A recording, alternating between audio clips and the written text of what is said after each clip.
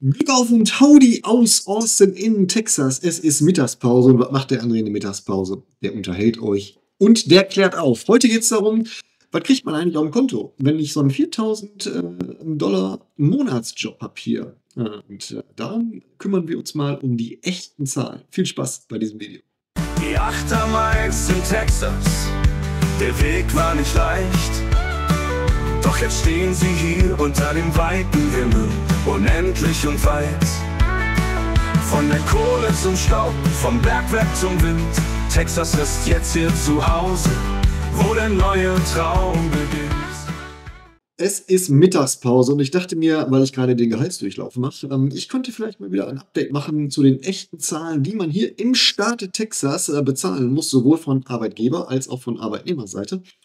Und ich habe mal den 4000 US-Dollar im Monat Job genommen hier und mal die Zahlen aufgelistet, sodass ihr auch mal ein Gefühl bekommt für 4000 Dollar. Ich glaube, ich habe 4000 Dollar auch genommen, weil das so ein bisschen vergleichbar ist mit Deutschland. Ja, also klar, du kannst ja auch 12.000 und 40.000 im Monat verdienen, aber ich glaube, zur besseren Vorstellung, zur Greifbarkeit der Zahlen sind 4000, glaube ich, eine ganz gute Zahl hier. Kommt man damit in Austin klar? Nein, wenn es ein Volltime-Job ist, nicht. Und wenn du Familie mit Kindern hast, auch nicht. Aber zum Vergleich, glaube ich, bietet sich die 4000 Dollar mal ganz gut an. Wenn es ein Volltime-Job wäre, wäre es, glaube ich, umgerechnet ein Stundenlohn von 23 US-Dollar. Also 4000 US-Dollar im Staate Texas. Was kommt bei eurem Konto an und was musst du als Arbeitgeber denn eigentlich bezahlen? Gibt es hier Sozialversicherungsabgaben? Was ist mit Krankenversicherung? Gibt es hier ein staatliches Krankenversicherungssystem? Das ist ja euer Reizthema, ne? Ich weiß. Krankenversicherung und Bildung ist immer, da geht immer die Post ab in den Kommentaren. Also, lass mal oben anfangen. Also, das allererste, was abgezogen wird, ist natürlich die Federal Income Tax. Also das, was der Staat, das Government der USA bekommen, und die kriegen natürlich immer was mit, wenn ihr hier arbeitet. Und bei 4000 US-Dollar im Monat wäre das auf der Seite der Arbeitnehmer 150 Dollar, die der Arbeitnehmer abgezogen kriegt als Steuern für die Federal Tax. Auf der Seite der Arbeitgeber steht da niente, nada, null. Also da gibt es keine Abzüge, beziehungsweise wäre bei Arbeitgeberseite dann Aufschläge, die er extra mehr bezahlen muss für den 4000 Dollar Job. Woran liegt das? Ja, das liegt einfach daran, dass es in Texas keine Einkommensteuer gibt. Und ich glaube, 4000 Dollar ist unter der Beitragsgrenze. Jetzt bin ich aber auch ehrlich gesagt nicht der HR-Professional hier, sondern ich lese euch einfach die Zahlen vor, die auf diesem Gehaltszettel hier stehen, den ich nicht einblende, aus Datenschutzgründen. Ich weiß, in den USA gibt es keinen Datenschutz, aber ich respektiere Datenschutz trotzdem und darum lese ich euch die Zahlen vor und blende die hier ein.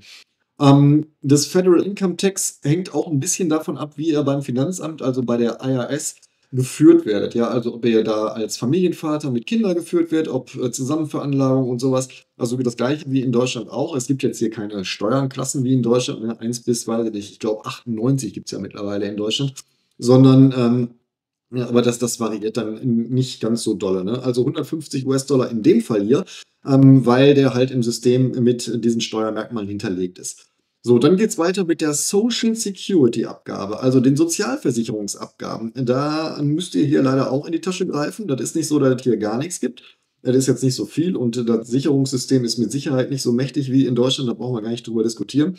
Aber es gibt natürlich hier die Social Security Abgaben. Und auf der Arbeitnehmerseite schlagen da 248 US-Dollar zu Buche. 248 US-Dollar gehen von den 4000 zusätzlich zu den Federal Income Tax nochmal weg von euren 4000. Und auf der Arbeitgeberseite, der muss das gleiche bezahlen. Also 50-50. Ich glaube, das ist in Deutschland auch, ne? Schreibt es in die Kommentare, wenn ich mich da vertue. Aber auch der Arbeitgeber muss, also wir müssen 248 US-Dollar in den Topf schmeißen. Das heißt, auf Arbeitgeberseite erhöht sich die 4000 dann um diesen Betrag und bei der Arbeitnehmerseite verringert sich der Betrag, der Auszahlungsbetrag. Logischerweise. Könnt ihr mir folgen? Ich weiß es nicht. Ich laber einfach weiter. So, dann kommt eine interessante Position. Die hat, glaube ich, der Obama mal eingeführt, und zwar ist das Medicare. Medicare ist auch eine Pflichtabgabe für alle, sowohl für Arbeitgeber als auch für Arbeitnehmer. Die schlagen hier bei den 4000 US-Dollar im Monat Job mit 58 Dollar auf jede Seite zu Buche. Also 58 Dollar runter, für euch als Arbeitnehmer und $58 rauf für die Arbeitgeber, die auch in den Topf schmeißen müssen. Habt ihr Anspruch auf Medicare, weil ihr ja da einzahlt? Ich sag mal, ne. Also das ist, glaube ich, eher so ab 65 oder wenn besondere Umstände eintreffen. Aber in diese Kasse muss halt jeder hier einzahlen. So, dann gibt's was Interessantes, womit ich am Anfang ehrlich gesagt nicht gerechnet habe, dass es das überhaupt hier gibt. Und das ist eine Arbeitslosenversicherung. Und da gibt's zwei Töpfe. Die Arbeitslosenversicherung für den Staat, also für Federal, und die Arbeitslosenversicherung für den State of Texas. Und die Abkürzungen sind FUTA und SUTA. So, also Federal Unemployment Tax und State Unemployment Tax. Und da muss der Arbeitnehmer gar nichts für bezahlen, sondern nur der Arbeitgeber muss in diesen Topf einzahlen. Und bei dem 4.000 US-Dollar Job in unserem Beispiel hier, in unserem echten Beispiel, möchte ich betonen, ja, ist nicht an den Haaren herbeigezogen, beträgt der auf Arbeitgeberseite Federal Unemployment Tax 24 US-Dollar, die also auf die 4.000 dann nochmal draufkommen. Und auf Seite des Staates Texas muss der Arbeitgeber sagen und schreibe 108 US-Dollar für die Arbeitslosenversicherung bezahlen. Ich habe da, glaube ich, schon mal vor 2 Jahren oder so ein Video gemacht, wo ich auf der Webseite unseres PEO, unseres Professional Employer Organization Dienstleisters, euch mal da durchgeführt habe. Das ist ein Update, weil es hat sich natürlich auch ein bisschen was in den USA geändert. Ja, die Prozentsätze haben sich ein bisschen angeglichen, sind ein bisschen mehr geworden, manche sind ein bisschen weniger geworden. Und darum ist so ein Update vielleicht mal ganz gut. Also, falls ihr das Video noch nicht geguckt habt, schaut mal nach. Irgendwie, das ist, glaube ich, vor 2 Jahren ungefähr so gewesen. Damals waren wir noch bei ADP. Das ist eine sehr große Professional Employer Organization und ich habe da gewechselt, weil die ehrlich gesagt einfach zu teuer waren. Ich erzähle gleich noch mal was zu den Preisen und zur PEO. Lass uns einmal hier durch den Gehaltsstreifen gehen. Also, das war es auch eigentlich schon an Abgaben und Aufschläge für Arbeitgeber und Arbeitnehmer. Lass mal kurz zusammenfassen. Also der Arbeitnehmer kriegt von seinen 4.000 US-Dollar abgezogen die Federal Income Tax mit $150, die Social Security Abgabe mit $248, Medicare mit $58 und das war's dann. Das heißt, seine Abgaben für einen 4.000 US-Dollar Job belaufen sich auf 456 US-Dollar. Das heißt, der Auszahlungsbetrag hier wäre also 3.544 US-Dollar. Auf Arbeitgeberseite wären dann 438 $, die on top kommen. Das heißt, der Arbeitgeber, also wir, bekommen für den 4.000 US-Dollar Monatsjob 4.438 $ vom Konto abgezogen durch unseren Dienstleister, durch die Professional Employer Organization. Das heißt, die Gesamtabgaben für Arbeitgeber und Arbeitnehmer belaufen sich hier auf 894 US-Dollar für den 4.000 US-Dollar Job. Und wir lassen das hier über eine PEO, also über eine andere PEO als ADP. Wir haben gewechselt zu einem anderen Anbieter abwickeln. Und dieser Gehaltsstreifen hier, also diese 4.000 $, kosten uns bei dem Dienstleister 50 $ im Monat. Also für 50 $ im Monat haftet der für die Abgaben der Steuern, für die richtige Abgaben der Steuern. Der haftet dafür, dass alles ordentlich hier hinterlegt wird, dass alles ordentlich gemeldet wird. Und der haftet auch dafür, dass der Arbeitnehmer sein Gehalt pünktlich bekommt. Der haftet aber nur dafür, wenn genug Geld auf dem Firmenkonto ist. Das heißt, ich habe mir die allgemeinen Geschäftsbedingungen mal durchgelesen. Manchmal mache ich das.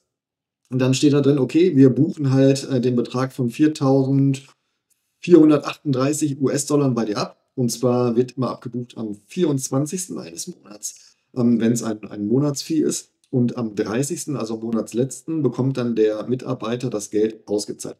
Die gehen aber nicht in Vorkasse. Also bei ADP war das so, du hast da eine Kaution hinterlegt von, weiß ich nicht, 2, 3 Monatsgehälter pro Mitarbeiter. Und wenn mal was schief gehen würde, hätten die von dieser Kaution tatsächlich das Gehalt bezahlt, sodass der Mitarbeiter immer pünktlich sein Geld bekommt. Das ist bei dem hier anders. Der sagt einfach, wenn Firma nichts Geld, du kannst nichts bezahlen, wir auch nichts zahlen, fertig. So ist das hier. Also ich empfehle jedenfalls ganz dringend, so eine PEO hier in Anspruch zu nehmen. Führt die Steuern nicht selber ab. Das geht mit Sicherheit in die Hose. Die sind immer auf dem aktuellsten Stand hier und die haften auch dafür, wenn mal irgendwie eine Steuer nicht abgeführt wird. Ja, das ist hier so. Also 4.000 US-Dollar gibt 3.544 US-Dollar aufs Konto. am gleichen Tag, wenn ich hier auf den Knopf drücke. Und der Arbeitgeber muss insgesamt 894 US-Dollar für den 4.000 $ Job bezahlen. Was sagt er? Ist das viel, ist das wenig? Ich glaube, das ist ganz schön wenig. Tut mir doch mal einen Gefallen und kalkuliert mal 4.000 € Arbeitgeber-Arbeitnehmerkosten an eurem Beispiel. Also das kann ich jetzt nicht allgemein machen, weil ja jeder eine andere Steuerklasse hat. Und sagt mal, wie viel mehr oder vielleicht sogar weniger, ich weiß ja nicht, vielleicht gibt es mittlerweile so Beitragsbemessungsgrenzen, von denen ich nichts kenne, wo das sich einfach gar nicht lohnt, hier in den USA einen 4.000 $ Job anzunehmen. Das würde mich tatsächlich interessieren. Also schreibt es mir in die Kommentare. Und dann diskutieren wir in aller höflichen Form darüber. Ja, was gibt es noch zu sagen? Ja, war ein bisschen ruhig jetzt in letzter Zeit, weil in Deutschland sind Osterferien. Und wenn in Deutschland Osterferien sind, dann haben wir in der Regel immer Besuch von alten Freunden. Diesmal war eine fünfköpfige Familie bei uns, also gute Freunde, sehr gute Freunde mit ihren 3 Kindern. Und da haben wir die große Texas Tourismus-Tour gemacht. Das heißt, wir sind hier von Austin ins Hill Country mit denen gefahren. Wir waren in Fort Worth bei den Stockyards. Wir waren in Houston bei der NASA. Wir waren am Strand unten und haben auch sonst ein paar Highlights hier angeguckt. Da konnte ich einfach auch nicht mit der Thema in Ruhe mich irgendwo hinsetzen und ein Thema bearbeiten für euch. Das holen wir jetzt aber nach. Spätestens am Wochenende sitzen wir zusammen und quasseln, was das Zeug hält.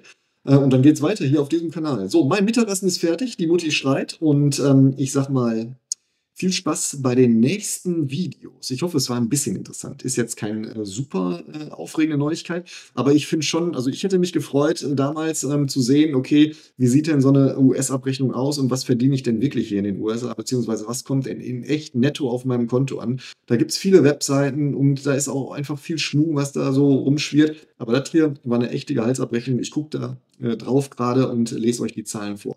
Wenn ihr Fragen habt, fragt doch. Ansonsten folgt ihr mir gefälligst auf Instagram. Da gibt es tagesaktuelle Bilder, Fotos und Stories außerhalb von Business. In diesem Sinne, bis dann.